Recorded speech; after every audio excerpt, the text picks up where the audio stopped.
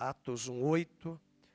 Nós vamos tentar aí ganhar o tempo para que as crianças daqui a pouco se apresentem. Mas eu quero falar hoje sobre os 5 solas da Reforma. Mas é impossível falar dos 5 solas da Reforma sem antes falarmos da história da igreja. A igreja tem quase 2000 anos de caminhada. Muita coisa aconteceu, muita coisa apareceu. E nós estamos aqui, como nós cantamos agora, tudo é para ti, tudo é para a tua glória, mas nem tudo foi para a glória de Deus. Foi para a glória do homem, foi para a vaidade, foi para a corrupção. E Deus, desde o século XVI, tem tentado purificar a sua noiva e a sua igreja. Vamos abrir um dos textos mais conhecidos. Esse texto foi falado por Jesus dias antes dele subir aos céus. No momento que ele está subindo aos céus, ele cita essas palavras que nós devemos guardar e não apenas decorar, mas entendermos o que ele quis dizer. Atos 1:8. Vamos ler juntos. Mas recebereis poder ao descer sobre vós o Espírito Santo, e sereis minhas testemunhas, tanto em Jerusalém, como em toda a Judeia, Samaria e até os confins da terra. Deus abençoe a sua palavra. Você pode sentar. Com muito respeito aos visitantes que estão conosco hoje de manhã, sejam todos bem-vindos, que nós possamos ouvir a palavra. Hoje de manhã eu não vou me permitir a fazer uma pregação expositiva. Eu gosto muito da pregação expositiva, mas eu vou fazer uma pregação mais temática, trazendo esse versículo e compartilhando com vocês sobre a história da igreja. Esse é o texto que define o início da igreja. O livro de Atos dos Apóstolos é um livro que tem 28 capítulos. Há uma igreja no Brasil chamada Atos 29. Propositalmente, essa igreja colocou Atos 29 para dar a ideia de que a igreja continua. E, na verdade, a igreja não terminou em Atos 28. O capítulo 1 de Atos, verso 8, é essa promessa de que o Espírito Santo seria derramado sobre a igreja. A igreja seria constituída de pedras vivas, gentios e judeus convertidos a Cristo, que se uniriam em um só corpo, a igreja. Deus não está mais preso à terra física de Israel. Deus não está mais preso a um povo judeu, mas Ele preservou o povo judeu no Velho Testamento para desse povo trazer a lei, trazer os pactos, as alianças, as promessas, trazer o descendente que é Jesus. E esse Messias veio, foi rejeitado pelo seu povo judeu, mas ele foi pregado entre os gentios. E Jesus está falando agora no capítulo 1, verso 8, esse raio de ação onde a igreja estaria. Ela começaria em Jerusalém, ela se espalharia para toda a Judeia, ela chegaria a Samaria, no norte, ela iria aos confins da terra. Todo o livro de Atos, até o capítulo 8, você tem a igreja centrada em Jerusalém. Em Atos capítulo 9, em Atos capítulo 8, a igreja vai receber perseguição. Os judeus perseguirão aquela igreja de Jerusalém. As autoridades judaicas tentarão destruir, paralisar a igreja, discípulos de Cristo, que eram vistos como uma seita judaica naquela época. E a Bíblia diz no capítulo 8, verso 4, entre mentes, os que foram dispersos, foram espalhados pela região de Judeia e Samaria, pregando o evangelho sobre todos os lugares para onde eles se dirigiam. O capítulo 9 é um capítulo divisor de águas. É o capítulo em que Saulo, que perseguia a igreja, um judeu conservador, tradicional, chamaríamos ele hoje de ortodoxo. Ele levanta-se de forma sagaz para matar os discípulos de Cristo, a igreja. E no capítulo 9, Deus se revela aquele perseguidor da igreja. E de grande perseguidor, ele passa a ser um grande pregador. Capítulo 9, Deus levanta este homem que havia consentido, lá no capítulo 7, a morte de Estevão. Ele manda matar Estevão no capítulo 7, é o primeiro mártir da igreja. E no capítulo 9, Deus levanta Saulo, que se torna agora, na sua forma latina, Paulo, porque Saulo é o nome hebraico. No capítulo 10, o evangelho pela primeira vez vai ser pregado numa comunidade de romanos, de gentios. É na casa de Cornélio. Quando você for a Jerusalém e visitar a cidade de Tel Aviv, que é a capital, você vai encontrar a casa de Cornélio, onde dizem que ali Pedro esteve, e foi lá naquela casa pela primeira vez que o evangelho foi pregado a uma comunidade tipicamente de gentios. Porque o capítulo 8 era judeus, o capítulo 9 é Saulo que se converte, mas o capítulo 10 é uma casa de um cidadão romano, é uma casa de gentios, e o propósito de Deus era alcançar os gentios. O capítulo 11, o evangelho vai chegar à terceira maior cidade do mundo, Antioquia, da Síria, era a maior cidade, a terceira maior cidade. O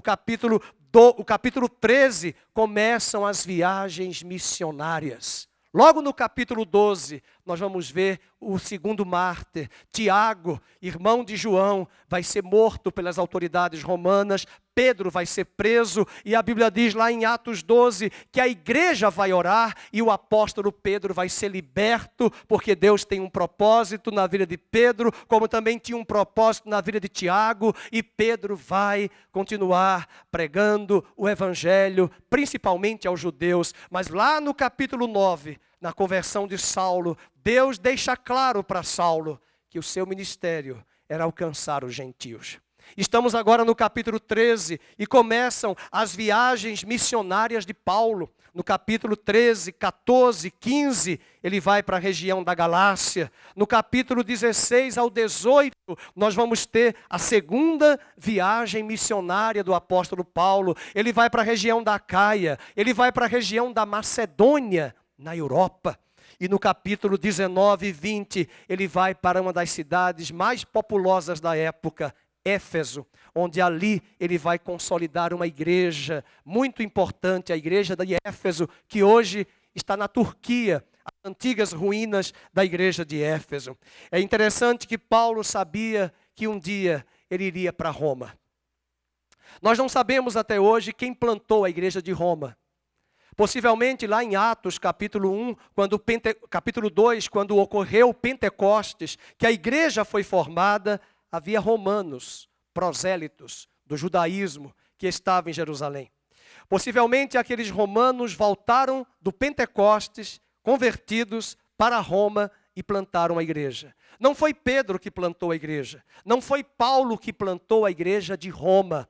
Até mesmo o papado que vai surgir somente no 7º século, o papado que vai ser levantado pela igreja romana, que daqui a pouco nós vamos falar, não se vai alegar que Pedro foi o primeiro papa, mas ele não foi papa coisíssima alguma, a Bíblia não fala isso, e nem havia papado de Pedro até o 7º século da era cristã. São narrativas que depois vão ser até descortinadas e questionadas até por um grande jurista brasileiro chamado Rui Barbosa, que fez o prefácio de um livro chamado O Papa e o Concílio. E esse livro você deve ler, se você gosta da história da igreja, leia esse livro, volume 1 e volume 2. É o único livro que existe um prefácio de mais de 70% do livro. Respirou fundo? Geralmente prefácio, o pastor Felipe está assustado, geralmente prefácio é uma apresentação do livro. Poucas páginas, eu não gosto de prefácio com mais de 20 páginas. Prefácio, um bom prefácio, 3 páginas já apresentou o livro. Mas Rui Barbosa fez um prefácio desse livro, de Janus, o autor do livro, O Papa e o Concílio. E esse livro vai mostrar que houve um documento da França que foi encontrado, que foi feita uma manipulação dentro da história da igreja para alegar que o papado faz um olhar retroativo até Pedro, quando na verdade não existia esse discurso de um papa, de um chefe da igreja dentro do cristianismo. Estou falando isso para que você entenda. Eu vou chegar daqui a pouco no século XVI. Nós vamos chegar lá nos dias de Lutero. Hoje é o dia 31 de outubro de 2021. Celebramos 504 anos da Reforma Protestante. Os reformadores eram cristãos. Não existia catolicismo romano e nem protestantismo. Só existia uma igreja. Deus não tem 2, 3, 4, 5 igrejas. Deus não é católico, Deus não é evangélico. Deus só tem um partido, é Cristo. Aqueles que são de Cristo são dele, têm aliança com ele. Não existem donos das igrejas, a igreja só tem um dono, que é Jesus. Não existe representante de Deus na terra, não existe. O representante, se existir, é um só, é o Espírito Santo de Deus, que é a terceira pessoa da Trindade aqui na terra, que habita em mim, que habita em você. E essas verdades, elas vão ser restauradas no século XVI, mas muita coisa aconteceu nesse período. A igreja está no seu nascedouro, a igreja agora vai ser levado, o evangelho vai chegar a Roma. Quando Paulo escreveu Romanos, ele escreveu no capítulo 1 e no capítulo 15, o desejo dele está em Roma. Ele queria visitar aquela igreja. Não se sabe quem plantou aquela igreja, mas o capítulo 24 até o capítulo 28 de Atos é a viagem de Paulo para Roma. Ele chega em Roma preso, fica 2 anos em Cesareia, lá na região de Israel, onde hoje é próximo a Tel Aviv. Ele é preso 2 anos e depois ele chega algemado na cidade de Roma. Como ele era cidadão romano, ele vai morar numa casa alugada, e aquela casa alugada, durante 2 anos, ele recebe cristãos e pessoas na capital do império, que vêm todos os dias estudar a Bíblia com ele. E diz a Bíblia que de manhã até à noite, Paulo não parava de ensinar. Está igualzinho, eu lembrei de um deputado que está preso, um ex-deputado que está preso. Eu digo, escreve carta, deputado, faz alguma coisa, lê a Bíblia. Foi quando também um grande Watchman Nee, que estava preso na China comunista, 40 anos preso, escreveu os melhores livros dele, até hoje são lidos, e a prisão pode se transformar para nós em bênção. João estava preso na ilha de Patmos e teve a revelação do Apocalipse. E hoje nós podemos ler essa revelação, este livro, mas é resultado de um tempo de tribulação que João enfrentou, da fúria de um imperador romano que o deportou para a ilha de Patmos, desejando que ali ele morresse. Foi nesse contexto que Paulo chega em Roma, e o capítulo 28, ele vai pontuar para nós que o evangelho, abra comigo em Atos 28, rapidamente você verá essa narrativa. Atos 28, o texto termina assim, versículo 30. Por 2 anos permaneceu Paulo na sua própria casa que alugara, onde recebia todos que o procuravam. E o que é que ele fazia naquela casa? Pregando o reino de Deus, com toda a intrepidez, sem impedimento algum, ensinava as coisas referentes ao Senhor Jesus Cristo. Quando Paulo foi preso, essa prisão é a primeira, depois ele foi solto e depois ele volta a ser preso na época de Nero.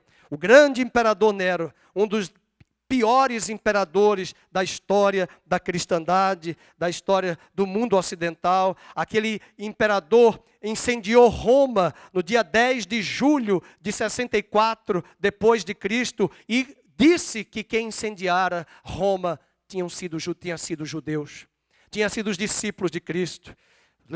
Era um louco, teve a capacidade de, enquanto o fogo estava ali tomando corpos de cristãos, os corpos vivos que foram amarrados nas ruas de Roma, ateando o querosene, ateando o fogo, ele dava risadas, cantando suas músicas e tocando a sua lira, o seu instrumento musical, dava embriagado, celebrando a morte de muitos cristãos. Começava ali de uma forma implacável a perseguição à cristandade, e foi nesse período em que a igreja foi mais perseguida que ela cresceu qualitativamente e quantitativamente ao mesmo tempo. Foi um período difícil, foi a época, logo em seguida, o primeiro imperador nos dias de Jesus foi Tibério César. Lá depois nós tivemos o imperador Cláudio, que é citado lá em Atos, capítulo 18, que mandou perseguir os judeus, arrancar os judeus de Roma. Tivemos Nero, no ano 66 depois de Cristo. A guerra dos judeus acontece na cidade de Jerusalém, uma grande guerra ali dentro civil, de judeus dissidentes, e Roma manda o general Tito para incendiar a cidade de Jerusalém. E no ano 70 depois de Cristo, Jerusalém é destruída, o templo é queimado, o templo é destruído e os judeus são dispersos. E até 1948, guarde isso, 70 depois de Cristo a 1948, os judeus enfrentaram a diáspora. A diáspora é simplesmente o período em que eles estão fora da terra, fora do seu próprio território. E somente em 48 eles voltam e os judeus foram espalhados. Mas Jesus havia dito em Mateus 24, no sermão escatológico, que o templo seria destruído, não ficaria pedra sobre pedra, porque Deus já tinha estabelecido um outro templo, e esse novo templo é a igreja, porque o templo do Velho Testamento era formado de pedras minerais, o templo do Novo Testamento é formado de pedras vivas, egressas e oriundas de todas as nações da terra. Jesus andou naquele templo de Salomão, restaurado nos dias de Esdras, e diz a Bíblia, que quando ele estava lá em João capítulo 2, olhou para o templo, sabe quantos anos Herodes levou para reformar aquele templo? Mais de 40 anos. E diz a Bíblia que eles questionaram, quem és tu para dizer que daqui a 3 dias vai destruir esse templo? E ele disse, eu vou destruir esse templo, 3 dias depois eu o levantarei. Mas João disse, ele estava se referindo ao santuário, ao templo do seu corpo. O templo do seu corpo é a igreja de Cristo na terra. E quando ele ressuscitou, o templo de Jerusalém ainda permaneceu. Mas no ano 70, para se cumprir a profecia, o templo foi destruído, os judeus foram espalhados e a igreja, ao mesmo tempo, se espalhou sobre as nações e o evangelho começou a ser pregado, agora debaixo de muita perseguição.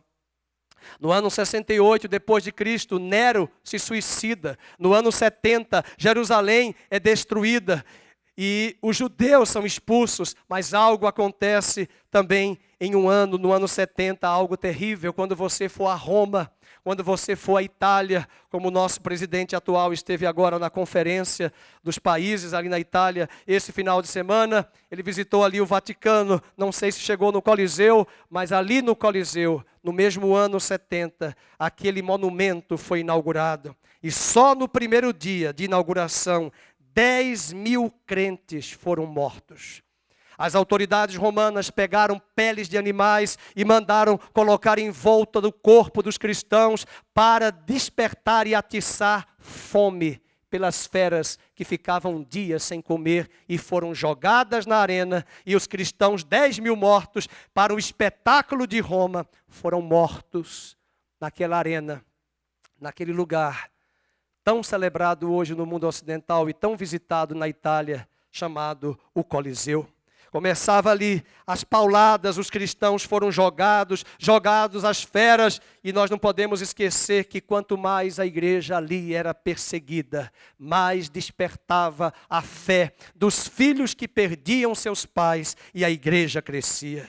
No ano 81 depois de Cristo, Domiciano, um outro imperador, manda João para a ilha de Patmos, porque João já tinha sido lançado num caldeirão de óleo fervente, azeite, queimando, pegando fogo, e ele foi lançado, e para um milagre, nenhuma queimadura de 1º grau saiu no seu corpo, e a fúria do imperador leva ele para a ilha de Patmos, e foi ali que naquele lugar de tribulação, foi o lugar da revelação. Foi ali naquele lugar de luta, de batalha, que Deus deu a ele o que aconteceria ao longo da história da igreja, de sinais, de juízos, de intervenções divinas, apontando para um juízo mais severo nos últimos dias. Os imperadores que vieram após esse imperador Domiciano, nós podemos colocar aí Marco Aurélio, Diocleciano, e que foi uma das grandes perseguições na época desses imperadores. Até o 4º século da era cristã. Um grande imperador que você já deve ter ouvido falar na história, Constantino. Constantino, sua mãe era convertida. Eu não sei quantos vieram da igreja romana, eu vim. e fiz catecismo e aprendi a dizer com muito respeito aqui na liturgia da missa romana, pelo sinal de Santa Cruz, livrai-nos Deus, nosso Senhor, dos nossos inimigos, em nome do Pai, do Filho e do Espírito Santo. Sabe de onde veio isso? Constantino foi para uma grande batalha. Diz a tradição que ele ouviu uma voz dizendo para ele que pelo sinal desta Santa Cruz você terá vitória. Você vencerá. Não sabemos ao certo se isso procede, não sabemos ao certo se ele se converteu ao cristianismo, mas a sua mãe era convertida. Orava por ele, e Constantino no ano 313, marque essa data, depois de Cristo, ele baixa um documento, o Édito de Constantino, e naquela data em diante, cessou a perseguição à igreja. Alguns disseram amém, mas eu diria amém e não amém. Foi muito bom, foi excelente, porque cessou a perseguição. Não há mais mortandade, não há mais matança, não há mais perseguição cruenta aos cristãos. Por outro lado, logo após a morte de Constantino, os próximos imperadores que chegam começam a oficializar o cristianismo como religião única do Império Romano. E é nesta hora que Constantino, os novos imperadores vão propor à igreja paz, à cristandade paz. Os corredores das catatumbas de Roma, quando você visitar,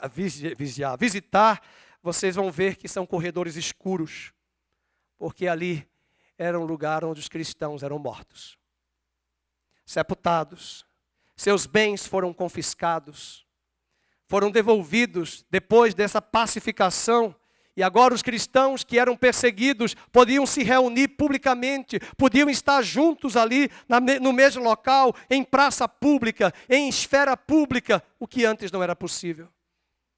A cristandade começa a gozar de uma certa paz. Mas Paulo disse que quando ouvirdes falar de paz, eis que virá repentina destruição. O que foi ruim, alguns de vocês disseram amém, mas eu vou falar o que foi ruim. É que a porta de entrada na igreja passou a ser a porta das conveniências. Muita gente entrou na igreja. Muitas pessoas começaram a entrar na cristandade. Pessoas aos borbotões passaram a vir para a igreja e não nasceram de novo e trouxeram para a igreja crendices, mitos, festas pagãs, práticas pagãs, prostituição. E o cristianismo começou a ser levedado pelo fermento perigoso e mortal das heresias. Nós já estamos no 4º século da era cristã. E, meus queridos, quando a verdade de Deus é escanteada, o poder corrupto se alastra. As cidades de Alexandria, do Egito, que passou a ter uma grande sede da igreja, a cidade de Antioquia, da Síria, na região do Oriente Médio, a cidade de Roma, a cidade de Jerusalém, estas cidades começaram a disputar o poder.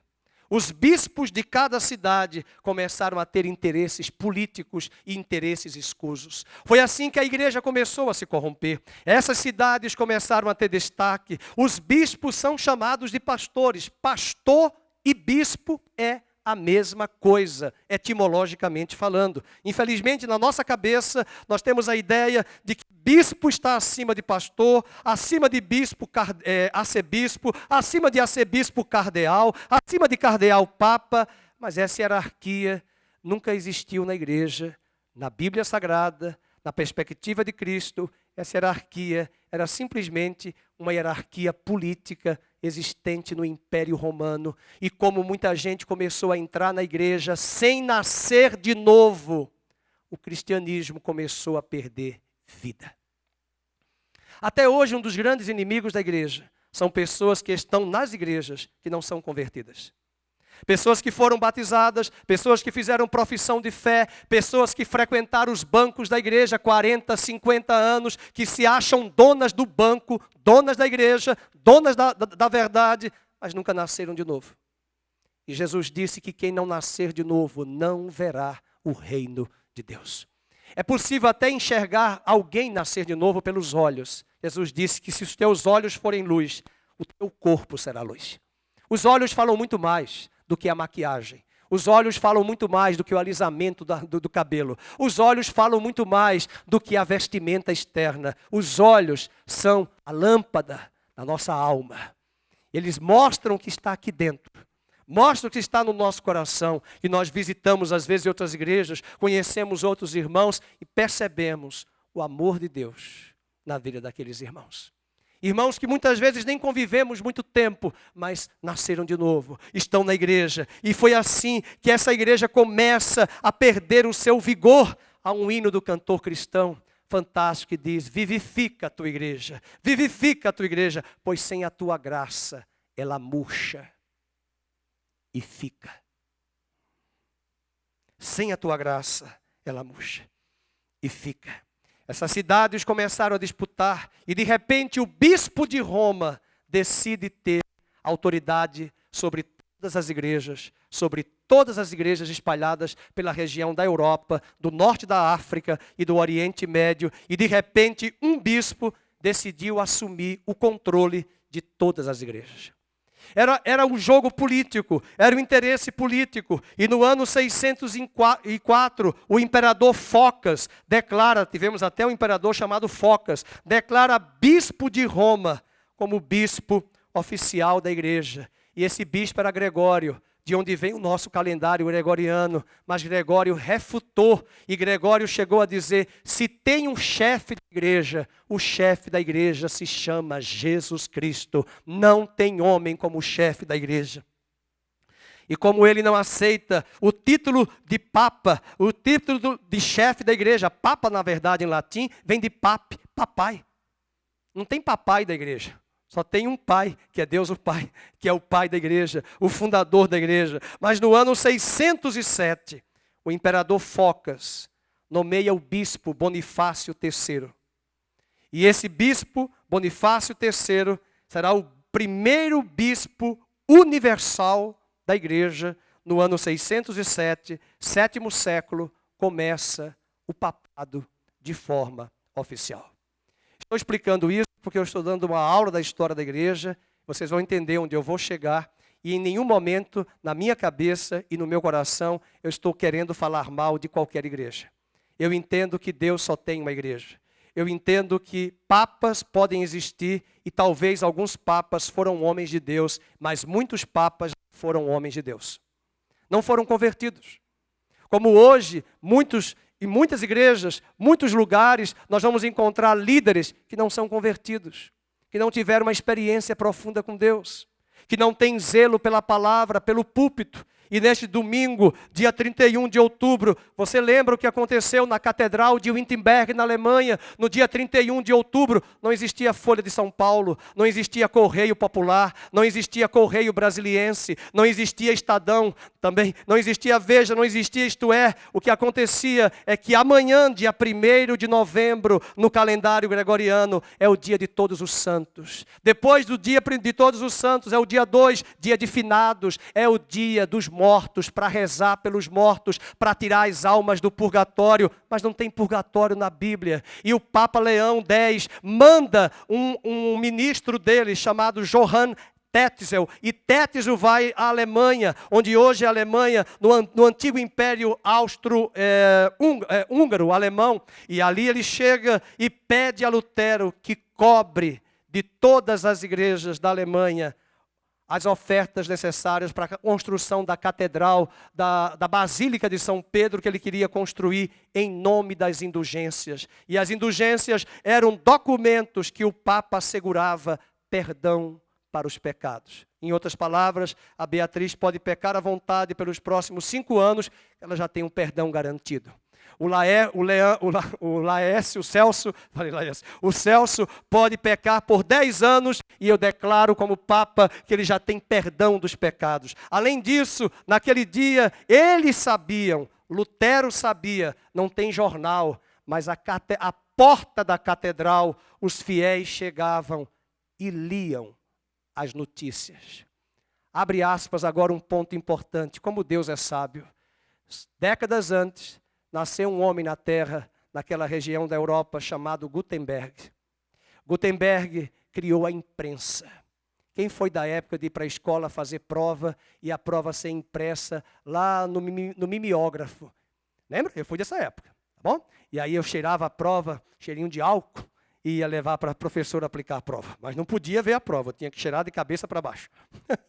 Não sou viciado em álcool. E nós íamos para fazer a prova, e isso foi o mimeógrafo. Mas o que era o mimeógrafo? E quando Gutenberg fez a imprensa, que foi muito importante, ele veio bem antes de Lutero. Quando Lutero escreve as 95 teses e coloca na porta da catedral, ele sabia que no outro dia, milhares de fiéis em Roma, milhares de fiéis na Alemanha, em Wittenberg, milhares de fiéis em várias cidades, na Catedral de Notre Dame em Paris, milhares estariam ali e veriam os avisos, as teses de Lutero, refutando os ditames do Papa. Ele entendeu que apregoaria, mas ele não sabia que depois de alguns dias, essas mesmas cópias chegariam em várias catedrais. E quando o Papa foi corrigido, alguém falou para ele: Vossa Majestade, é impossível, porque os escritos de Lutero estão espalhados por toda a Europa, em várias catedrais, e esses ensinamentos têm chegado aos vários cantos da Europa. Lutero não sabia que hoje nós estaríamos aqui falando, lembrando esse dia, lembrando como foi importante o advento da imprensa de Gutenberg. E hoje, queridos, nesse dia 31, quem já me acompanha, ontem mesmo eu já postei um monte de informações da Reforma Protestante, e alguns estudiosos dizem que hoje as redes sociais são instrumentos também de Deus para divulgar a palavra e a pregação do Evangelho. É um advento maravilhoso para lançar a palavra e levar o Evangelho aos quatro cantos da terra. No ano 607, esse Bonifácio III se torna o bispo, e é aqui que começa o papado. E Rui Barbosa, que é contemporâneo aqui do século XX do nosso Brasil, vai fazer o prefácio do livro, O Papa e o Concílio, e vai dizer em mais de 70% do livro que um documento encontrado na França foi um documento forjado para dizer que o papado retroagiu até os dias de Pedro. Ora, se Pedro foi papa, por que ele foi casado e Jesus curou a sogra de Pedro? Vocês já leram que a sogra dele estava doente? E Jesus foi lá e curou. Ele era casado. E começam a surgir as heresias, as doutrinas. Rui Barbosa prova que o que deu sustentação à antiguidade do papado foi um documento que aponta essas falsas orientações.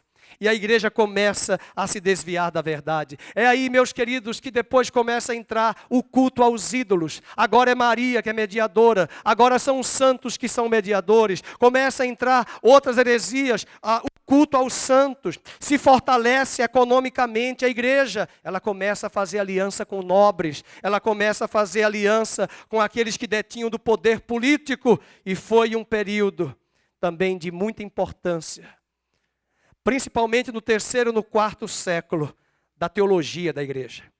Quando nós olhamos para os concílios, agora eu vou voltar um pouco atrás, no ano 325 depois de Cristo, na cidade de Niceia, Constantino marca o primeiro concílio da igreja.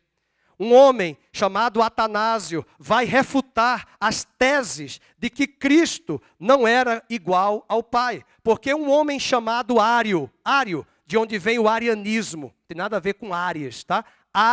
Arianismo. Você vai encontrar, que está ao vivo, eu não posso falar para não ser preso. Mas hoje está assim, a gente não pode falar nada, senão derruba.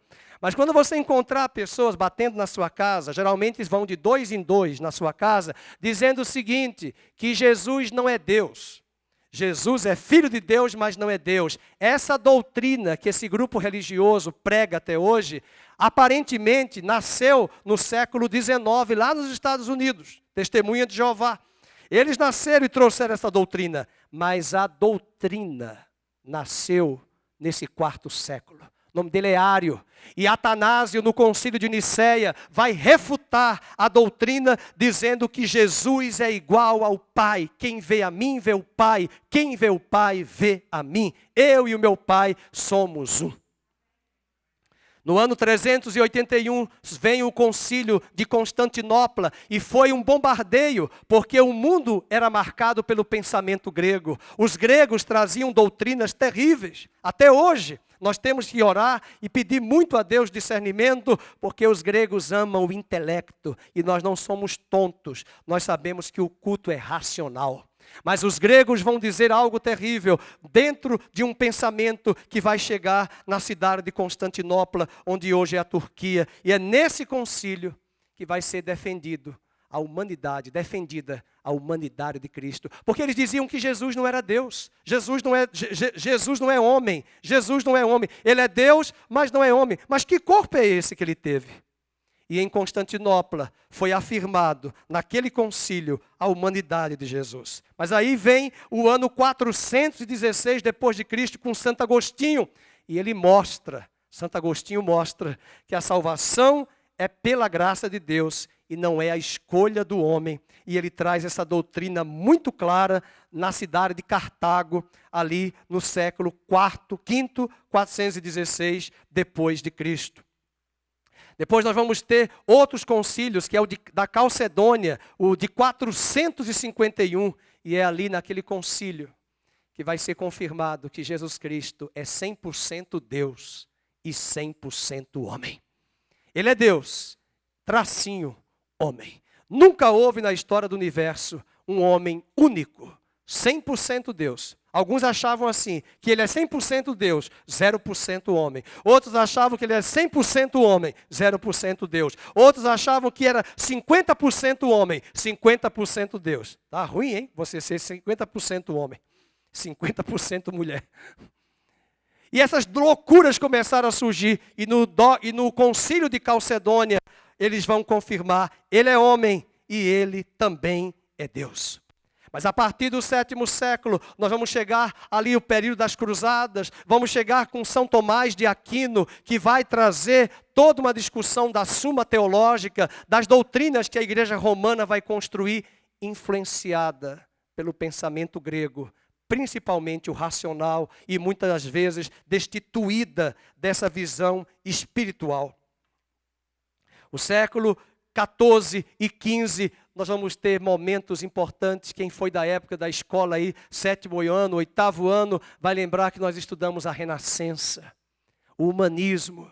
Apesar de que eles têm conceitos ali errados, mas a igreja durante a Idade Média, ela se apoderou da economia, ela se apoderou do mercado, ela se apoderou das artes, ela se apoderou do discurso, querendo controlar a sociedade, e foi por conta disso que criou-se a teoria do teocentrismo. Tudo era explicado em nome de Deus.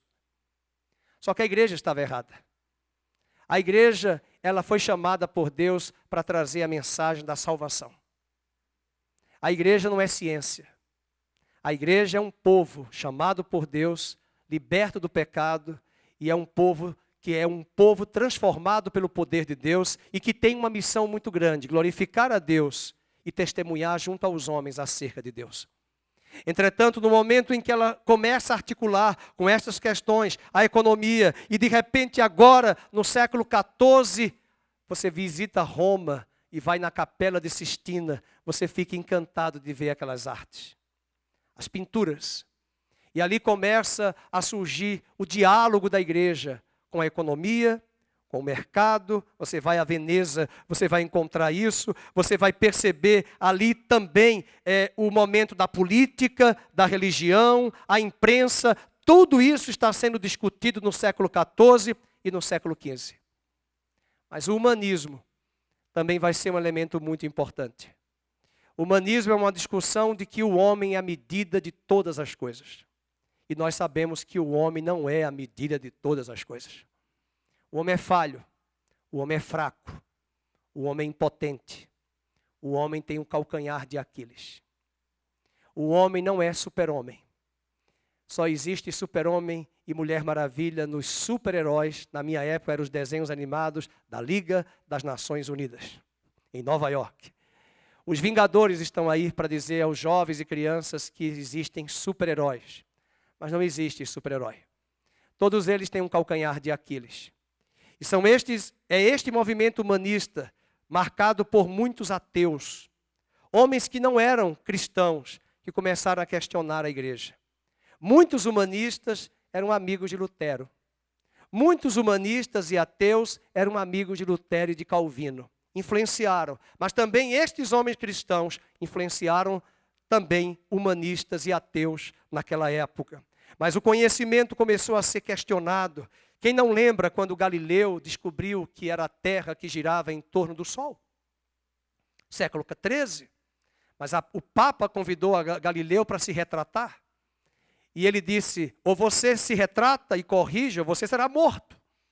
E ele teve que voltar atrás para não perder a vida e afirmar que a Terra não gira em torno do Sol, é o Sol que gira em torno da Terra. Quando vem René Descartes falando, penso, logo existo, trazendo a questão da ciência, o empirismo, o racionalismo, a observação da ciência, isso vai ser depois questionado pela própria igreja, mas a igreja mandou Galileu se retratar e se calar. Isso mostra como a igreja usou do poder político, do poder econômico para dominar as nações, para fazer coisas erradas. Mas eu queria dizer hoje de manhã, não estou aqui para falar mal da igreja. A noiva de Cristo não pode ser falada mal. É a noiva de Cristo. E no meio de todo esse sistema corrupto, Deus sempre teve um remanescente fiel em cada geração. Se você assistir hoje à noite, hoje à tarde, o filme de Lutero no Netflix, ao invés de assistir tanta bobagem, assista. Não que você assista tanta bobagem, mas que muita gente assiste. Quem sabe você pode assistir hoje o filme de Lutero. Uma publicação alemã com produção americana, mostrando que Lutero visita Roma e ele fica impressionado com o comportamento de prostituição, um verdadeiro bordel na cidade de Roma, na igreja romana. E ele volta transtornado, cansado de ver esse estado de corrupção da igreja. Muito antes de Martinho Lutero surgir, pré-reformadores vieram. Quando você olha para a história da Inglaterra, um dos homens chamado Wycliffe, John Wycliffe, tentou traduzir a Bíblia para o inglês. Ali, a Bíblia não era um livro colocado nas mãos do povo. A Bíblia estava em latim, mas o povo não fala mais latim. O latim é uma língua morta. E John Wycliffe, na Inglaterra, começa a traduzir a Bíblia.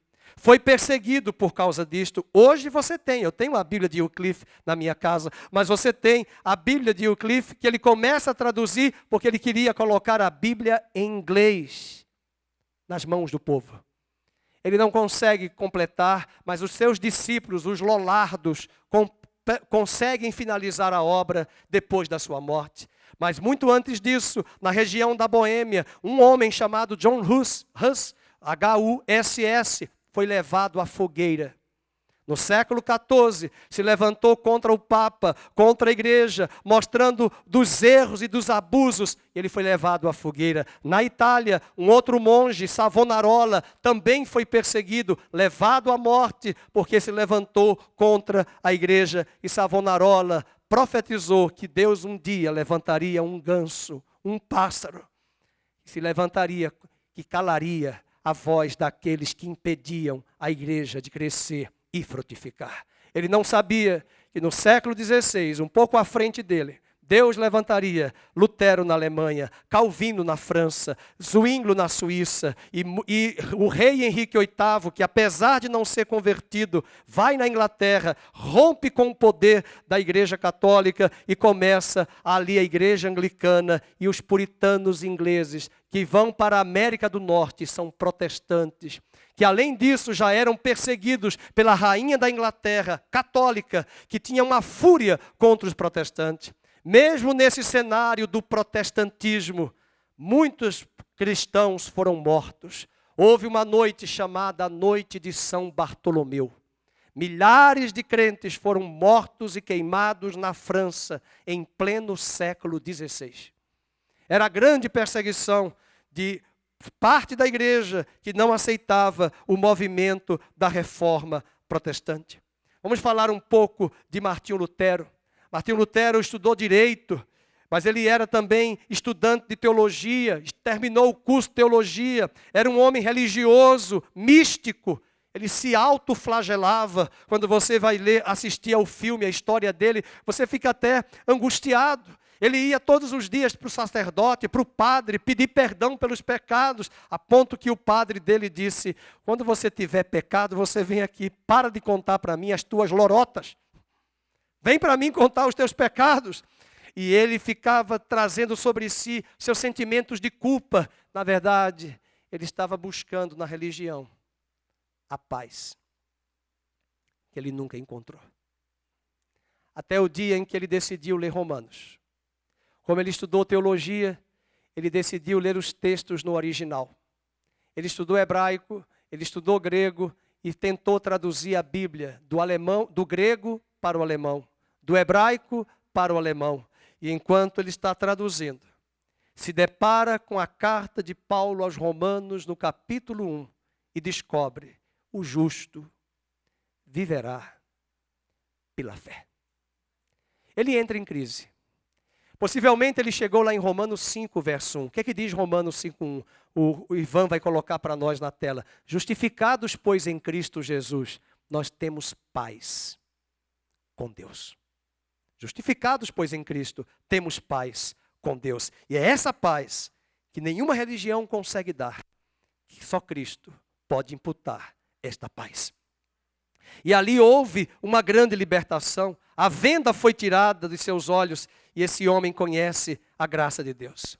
Foi nesse período que Tetzel, ministro do Papa Leão X, foi enviado para a Alemanha para vender indulgências. Eu estou falando Alemanha, mas é bom lembrar que a Alemanha, país, só vai nascer no finalzinho do século XIX. Não existia Alemanha no século XVI. Era o Império Austro-Húngaro. Venda de perdão por 5, 7, 10 anos. Ou seja, você podia pecar à vontade. E Deus já tinha te dado perdão por meio do Papa.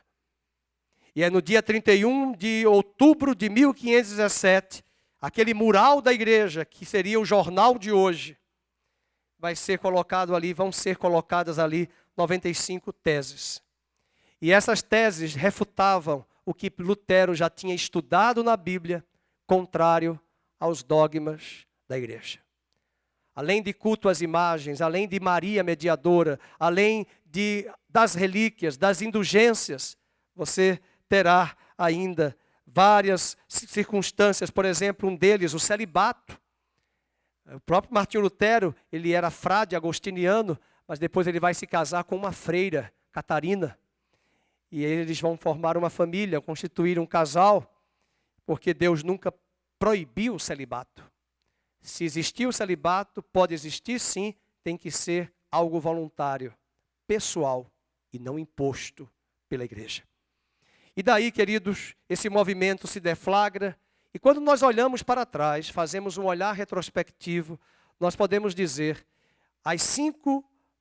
os 5 ensinamentos mais importantes que resumem e sintetizam a reforma protestante. É bom lembrar que Lutero era um frade. É bom lembrar que Lutero não era perfeito, porque nós não somos perfeitos. Uma das coisas que eu já li na vida de Lutero, que me deixou triste, mas ele não era culpado disso, ele foi ensinado assim, ele foi vítima, como nós somos vítimas, de uma situação, de uma conjuntura. Por exemplo, Lutero morreu crendo que os judeus eram uma escória, que os judeus mataram Jesus. Essa era a mentalidade que a igreja ensinou na Idade Média. O que Lutero está dizendo é uma reprodução do que ele aprendeu. E muitos de nós chegamos até o século XXI com ódio de judeu sem nenhum motivo. De onde veio isso? De onde veio esse ensinamento? E Lutero morre com uma visão totalmente errada acerca do judaísmo. Isso mostra para nós os estragos que as heresias, as tradições dos homens sedimentam na história da igreja e na mente dos homens. Uma das coisas mais terríveis que o diabo usa na humanidade se chama ignorância. É uma coisa que me incomoda. Eu acho que os mais velhos que estão aqui olham para trás, porque nenhum de nós tivemos computador em casa na década de 50, de 60 e 70. Nós não tivemos celular, nós não tivemos smartphone. Hoje nós pagamos as contas pelos celulares, mas é impressionante como essa geração de jovens e adolescentes estão distraídos com celulares. Eles têm tudo na mão, eles poderiam ler tudo aquilo que está disponível, mas eles não sabem remir o tempo. perdem tempo com distrações. Eu uso as redes sociais, mas para o reino de Deus. Mas eu não vou me permitir tomar todo o meu tempo da minha vida com redes sociais, com kikiki, com kkk, com risadinha. E alguns colocam lá kkkkkkkk. Não! Kkk para o inferno. Que o inferno perca, que a igreja ganhe. E uma das armas que o diabo usa se chama, e pode dizer para a pessoa que está do seu lado, ignorância. Um povo ignorante, cético, é um povo dominado pelas narrativas, pelas mentiras, de uma mídia podre, de uma sociedade distraída, que não está percebendo de que maneira o reino deste mundo se articula contra o reino de Deus. E tudo por ignorância. E nós temos as ferramentas, nós temos redes sociais, nós temos ferramentas, aplicativos nos celulares maravilhosos para o reino de Deus. E se você pegar as estatísticas no Google, quantas horas o brasileiro fica na rede social, você fica estupefato. Nós já ganhamos até dos americanos de horas na rede social. Isso mostra uma sociedade perdida e distraída. E nós que já passamos dos 50, 60, 70, olhamos para essa mocidade, olhamos para essa juventude. Eu tenho esperança. Mas se eu for olhar pela perspectiva humana, eu não tenho esperança. Alguém uma vez falou para mim, uma médica, que é muito raro hoje um médico atender você em 40 minutos. Ela me atendeu 1h30. E quase não deixou falar, porque ela perguntou tudo para mim em teologia. Eu digo, posso falar agora do que eu tenho? É otorrino. Ela queria saber tudo da Bíblia. Eu digo, agora deixa eu falar, eu estou com o meu problema aqui, eu estou com garganta. Ela queria saber os problemas, eu quero saber dos meus problemas. Eu já preguei para a senhora. E ela disse para mim, eu tenho medo quando eu estiver com 70 anos e precisar de médicos. Porque esses jovens que estão vindo aí, nada entendem de medicina. Se eu disser para você que algumas escolas de medicina que eu conheço, os quartos de residentes são quartos de cabaré e de orgias de grandes universidades de medicina na nossa região. São filhos de classe alta, estão totalmente embriagados, dopados de Rivotril, Lexotan e tomam remédios sem se preocupar com os efeitos colaterais. Misturam com droga, uísque, maconha, cocaína. E são meninos e rapazes e moças bonitos. Não estou generalizando, tem sempre exceção, mas essa é a realidade, uma sociedade distraída. E nós olhamos para esta geração com um olhar retroativo, eles têm tudo nas mãos. Como está sendo hoje difícil de ler jornais e revistas nesse Brasil para trazer as informações, eu me presto ao papel de sábado, pegar uma revista digital, que eu sou assinante, e mando para o Brasil inteiro, para as pessoas que eu seleciono a dedo, porque tem uns que não dá para enviar. Aí eu mando os artigos dos jornalistas, para as pessoas lerem. Quem quiser, e pode pedir para mim que eu mando. Eu só mando se me pedir. Mas eu não mando, porque tem gente que não quer ler. Tem gente que não quer saber das coisas. Tem gente que está preocupado com as conveniências e não quer ter o senso crítico.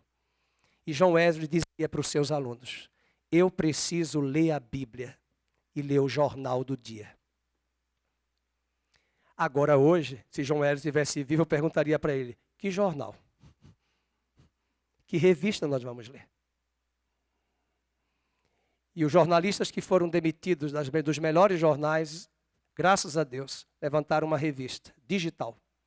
E eu faço questão de passar as assinaturas. Sabe quem recebe? Tias minhas de 90 anos, que está com a mente mais lúcida do que jovem de 25. 90 anos. Elas leem de tudo, sabem de tudo, só não sabem do evangelho ainda. Mas pelo menos a cabeça está lúcida. E eu peço para Deus, dá essa minha tia, que ela chegue a 120 anos, para que elas continuem com essa sobriedade, porque eu tenho visto gente na igreja que não tem sobriedade. Está se perdendo. E eu queria chamar a atenção. Hoje, 31 de outubro, na minha mão você pode dizer os 5 solas que o Ivan vai colocar. Sola fide, somente pela fé somos salvos. Solos Cristos, somente Cristo salva. não é papa, não é padre, não é pastor, não é homem, somente Cristo salva. Sola gratia, somente pela graça somos salvos. Veja o raciocínio, pela fé em Cristo recebo a graça. E esses três solas, juntamente com sola escritura, ou seja, somente as escrituras são a base da nossa fé. Os concílios dos homens são importantes, como esses que eu falei, da Calcedônia, de Constantinopla, de Niceia, de Cartago. Foram importantes, mas os concílios estão abaixo da Bíblia. Você sabe que no Vaticano funciona bem diferente. A Bíblia diz que é para casar, o Vaticano diz que não é para casar. Quando se confronta a doutrina bíblica com o concílio, prevalece o concílio. Os protestantes disseram, protestamos, a Bíblia é a palavra final. É a palavra inerrante. A palavra de Deus é a palavra final. Sola Escritura. E por fim, o último, soli Deo glória. O que é isso, soli Deo glória? Nesta época do século XXI, como foi na época de Lutero, o humanismo está se levantando cada vez mais. Até o super-homem já mudou de gênero. Até as narrativas que hoje estão construídas e colocadas por aí, mostra que o homem é a força. Quem assistiu He-Man, eu sou o He-Man, pelos poderes de Grayskull, da caveira, misericórdia.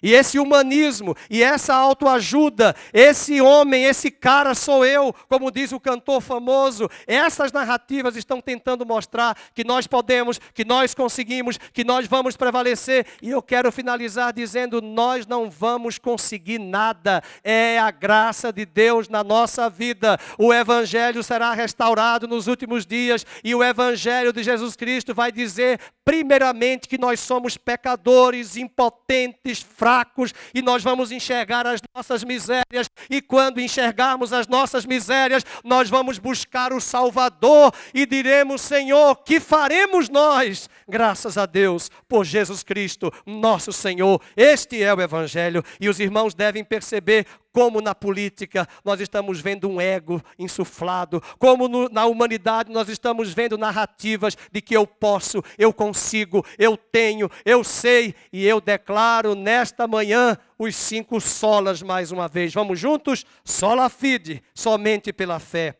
Sola os Cristos, somente Cristo salva. Sola gratia, pela graça somos salvos. Sola Escritura, somente as Escrituras são a base da nossa fé. E o último, somente a Deus a glória. Não é o homem, não é o Papa, não é santos, não é Maria, não é mediadores. Nenhum homem pode receber a glória, porque todos os homens são falhos e são pecadores, mas Jesus se tornou naquela cruz pecado para nos dar a sua vida, e somente Ele pode ser a salvação. Ele não é um caminho, Ele não é uma verdade, Ele é a verdade, Ele é o caminho, Ele é a vida. Que neste dia 31 de outubro, saiamos daqui para o nosso almoço, celebremos, e que Deus use a sua vida como Ele usou a de Lutero, de Calvino, de Zwinglio. Eles não eram perfeitos, mas Deus levantou suas vidas naquela geração. E que Deus levante essa geração. Levante jovens e adolescentes que estavam aqui hoje tocando, cantando e ministrando. Levante seus filhos que estão hoje com 2, 3, 4. Que geração é essa que estará lá na frente daqui a 20 anos? Nós não queremos uma geração perdida. Nós precisamos deixar o cajado com a nova geração. Quero pedir à diaconia que, por favor, chamem as crianças. Já são 12:00, nós vamos orar nesse momento e vamos adorar. Vamos ficar em pé. Eu queria convidar a igreja, Ministério de Louvor, rapidamente chegue aqui. Eu vou pedir que os 2 homens tirem o púlpito. Vamos orar, vamos curvar. Coloque esse púlpito, colocar aqui. Por favor, alguém ajude. Vamos orar. As crianças vão se arrumar. Pai querido, nós queremos te render graças nesta manhã, por esta palavra, por esse tempo tão difícil, mas ao mesmo tempo promissor. Nós nos curvamos diante de ti. Nós reconhecemos a nossa miséria, fraqueza, impotência. Queremos te pedir perdão por toda essa situação na história da cristandade. Olhamos por nós e oramos por nós especificamente, para que o Senhor tenha misericórdia das nossas vidas. Venha lavar as nossas mentes, lavar os nossos corações. Venha expurgar da nossa vida o engano, a apostasia, o esfriamento. Venha trazer sobre nós o equilíbrio, a sensatez e venha dar-nos sabedoria para usarmos os recursos deste século, desta geração, em prol do Evangelho e do crescimento do Teu reino.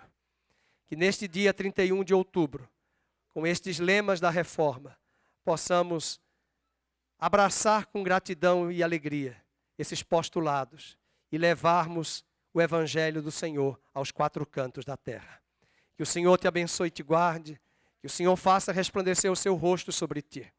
Que o Senhor tenha misericórdia de ti, que o Senhor sobre ti levante a luz do seu rosto e te dê a paz. No nome de Jesus oramos. Amém e amém.